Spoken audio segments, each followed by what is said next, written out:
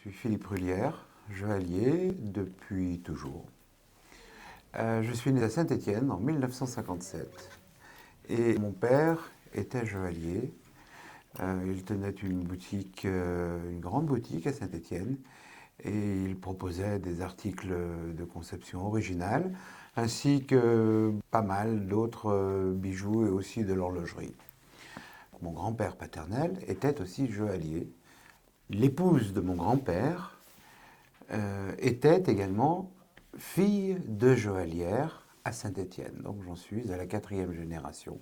Ce métier, je l'ai toujours eu dans ma famille. On a toujours parlé de joaillerie.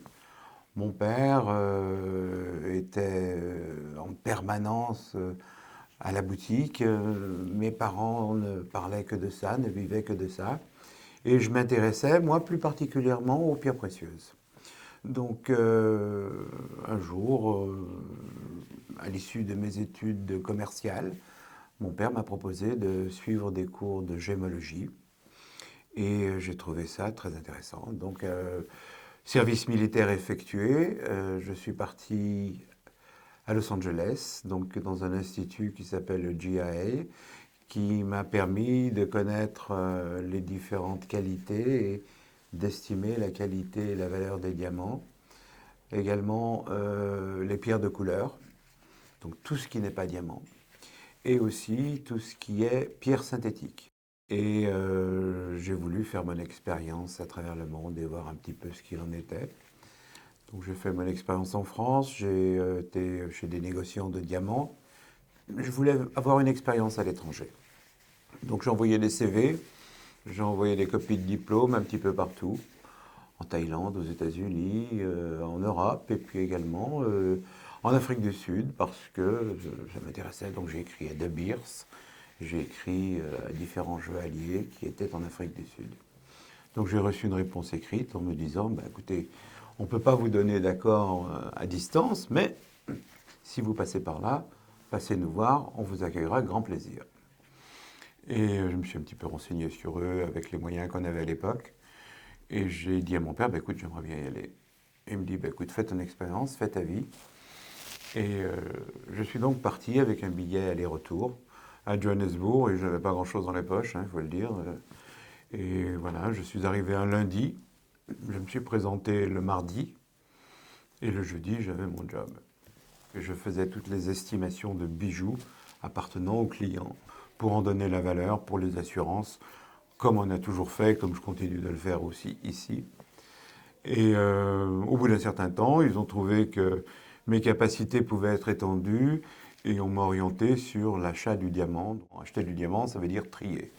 Donc on triait le diamant par grosseur, par qualité, par pureté. Et une fois que le tri était fait, on faisait une offre d'achat aux vendeurs de diamants.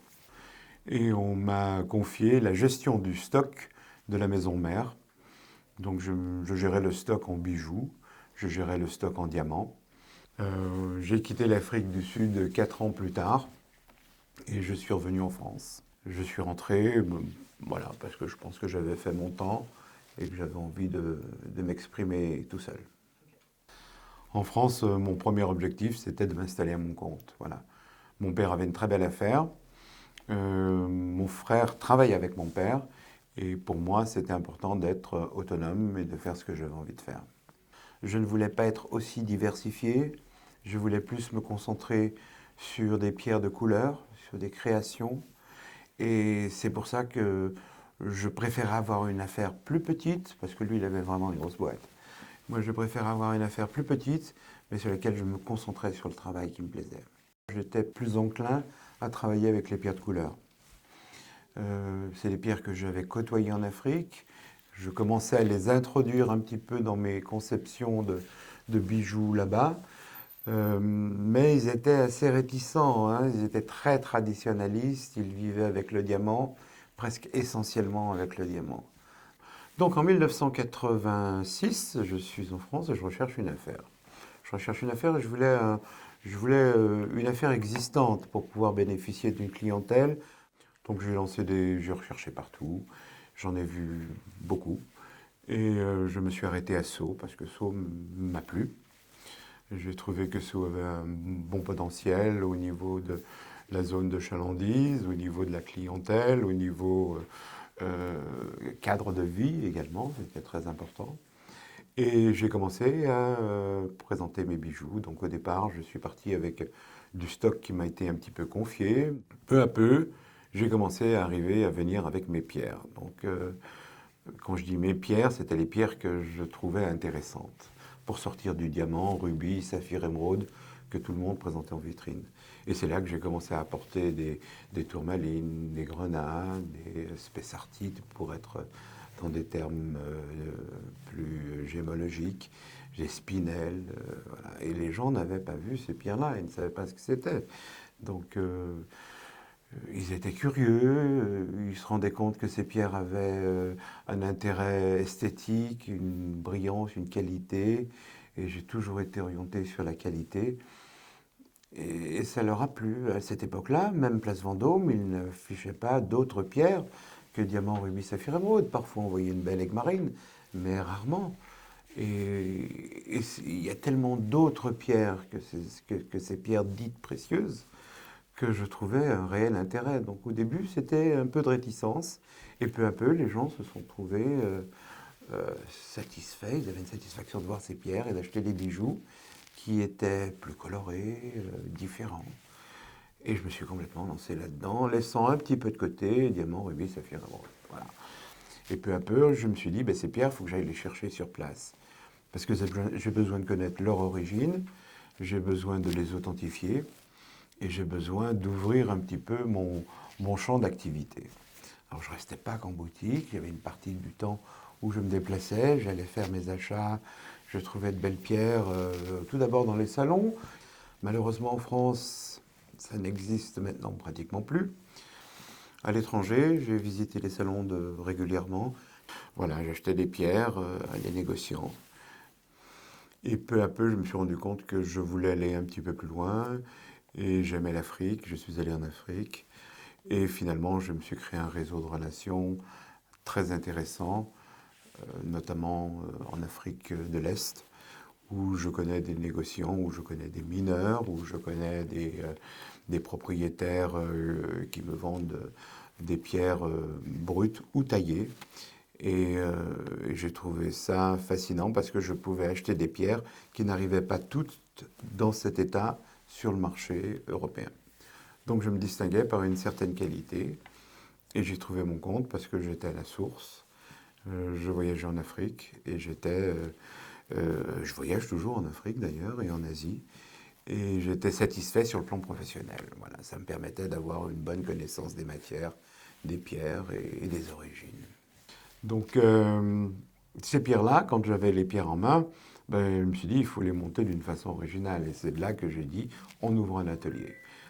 Et j'utilise mes pierres pour faire mes créations. J'ai mes modèles et toutes les fois on crée un modèle autour de la pierre choisie. Voilà, donc c'est la pierre qui va diriger et qui va guider le bijou. En fait, quand j'achète une pierre, je ne sais pas ce que je vais en faire. Je l'achète parce qu'elle me plaît, mais j'ai aucune idée de ce qu'elle va devenir. Parfois, j'ai des commandes spéciales que j'honore en recherchant les pierres les plus proches de cette commande-là. Et puis, j'ai parfois des commandes de professionnels qui me disent ben, écoute, tu m'achètes mes pierres. Et là, j'ai un portefeuille, un cahier des charges avec des prix, des budgets où je peux acheter des pierres voilà, qui correspondent à une demande très spécifique, une demande professionnelle. Donc ça me plaît parfaitement et on continue sur cette ligne-là. Et voilà, donc pierre, joaillerie, fabrication, mon éventail était complet puisque je vais jusqu'au client final. Alors autrefois, lorsqu'on faisait un bijou, c'était un métier d'homme. Hein. Je parle du joaillier qui travaille à la cheville. C'était un métier d'homme parce que l'or était travaillé d'une façon brute. On partait d'une plaque, on partait de fil, on n'avait pas cette notion de moulage. Donc l'homme frappait l'or, le formait, le mettait en forme, tout à la main. C'est une méthode qui n'est plus du tout pratiquée, sauf pour certaines pièces. Le travail était long et très onéreux. Aujourd'hui, les choses ont complètement changé. On a adopté une méthode de moulage, c'est-à-dire qu'on va travailler un bloc de cire dans lequel on va sculpter donc à la main. On va sculpter le bijou, la bague, le pendentif, les boucles d'oreilles.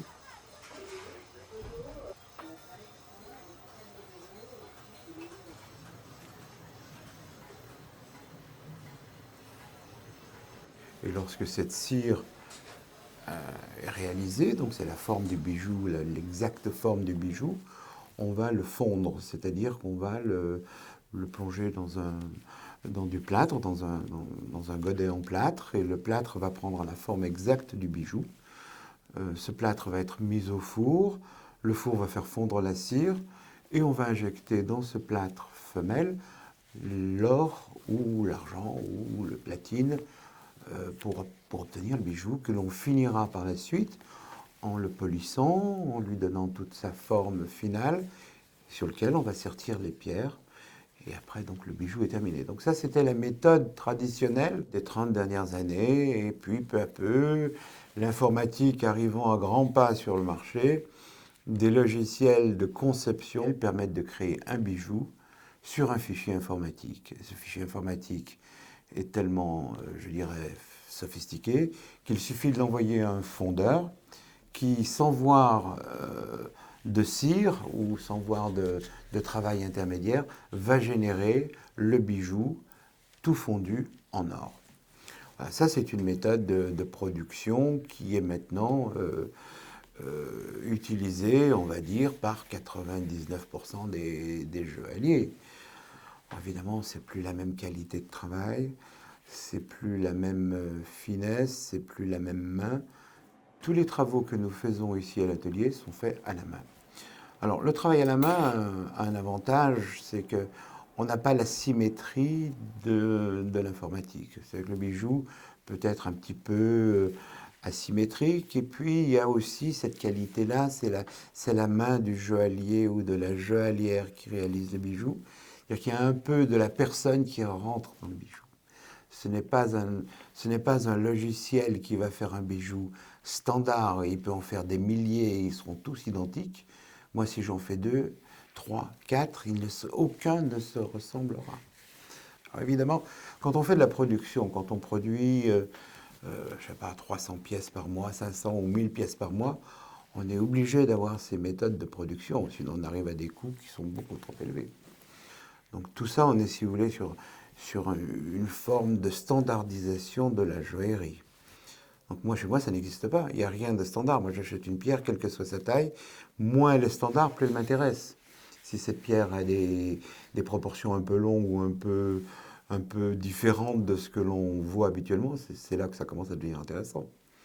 Et c'est là aussi que j'ai le choix sur la qualité. Parce que quand je trouve une pierre de belle qualité, je sais que j'en trouverai pas deux. Donc cette façon de travailler me permet d'acquérir des pierres sympathiques, originales. Et c'est là où je me démarque, où je souhaite me démarquer encore. Effectivement, la relation avec les clients est essentielle. On est dans une activité commerciale, on a un concept un peu particulier. Et le client est là pour choisir un bijou. Le bijou pour lui veut dire beaucoup de choses.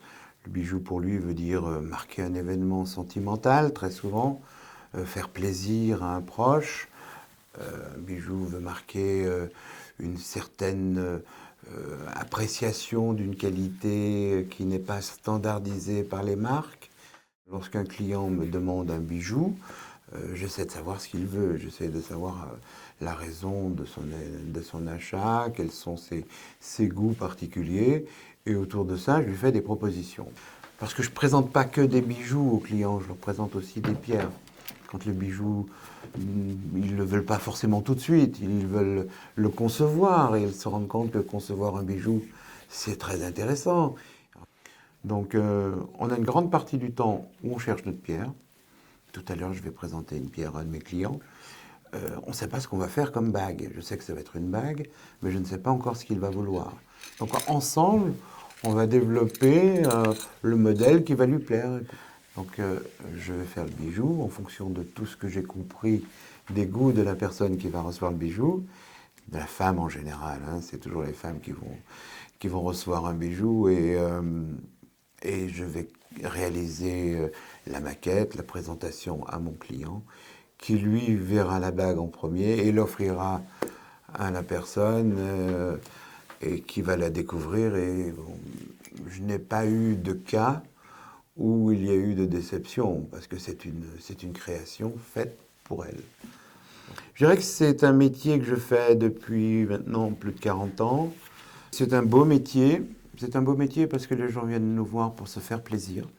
C'est un métier passionnant. Et si ce métier un peu artisanal, disons artisanal, oui, dont je suis très fier, vient à s'arrêter, on va se retrouver avec des joailliers qui s'appelleront toujours joailliers, mais qui vendront des bijoux génériques sur lesquels il y a une marque, une étiquette avec un prix. Donc ça a moins d'intérêt, je trouve. Alors il y a eu des grands moments au cours de la carrière. Le jour où j'ai acquis ma boutique ici à Sceaux, et c'était en 1986, ça c'était un grand moment parce que le jour où j'ai ouvert, je me suis dit, bon ben là, t'es chez toi. Mon épouse est venue me rejoindre, donc ça c'était aussi un moment important, puisqu'on partageait une activité en commun. Donc ça c'était un développement, une manière de partager les choses.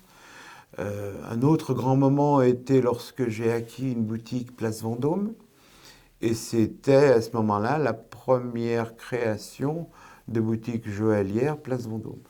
Voilà, les autres grands moments sont les grands moments de découverte ou de voyage, notamment en Afrique et en Asie, où j'ai eu d'excellentes relations, d'excellents copains, où on vit toutes les fois des moments très intenses. J'en ai eu plusieurs, mais il y en a encore qui arrivent.